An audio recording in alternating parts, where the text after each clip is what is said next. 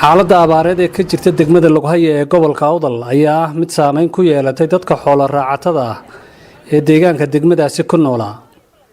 xoolihii ay dadkaasi ku noolaayeen ayaa waxay u dhimanayaan baad la'aan iyo xanuuno sida geela. xoolo lama hayo, dadku dhimasho ku jira. hay'aduhu iyo dawladuba halay soo gaaraan wax la culo.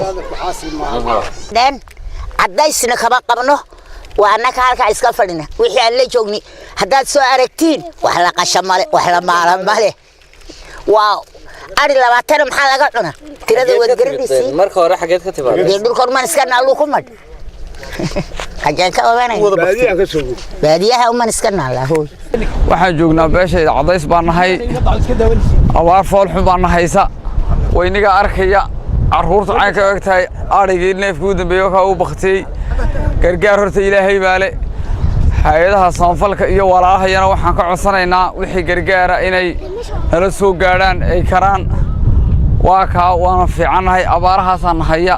sidoo kale gudoomiyaha degmada Lughaya Cabdilaahi Cali oo uu weheliyo gudoomiyaha gobolka Awdal Cabdilaahi Gaaxnuug Buraale ayaa ku baaqay gurmad lala soo gaaro dadkaasi. waxay ahaayeen dad xoolo dhaqataa xoolihii marka dhaawac soo gaaraan noloshoodii dhaawac ba gaadhay runtii waxay maanta u baahan yihiin in la badbaadiyo dadkaas.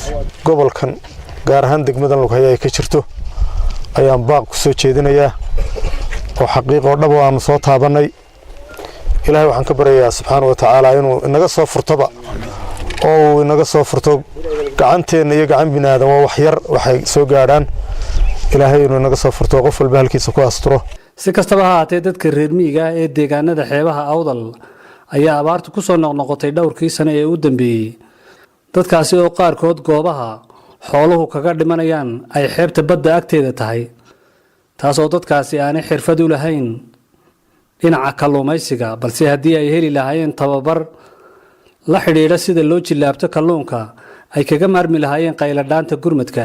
Haashim Sheekh Cumar Good, VOA, Boorama.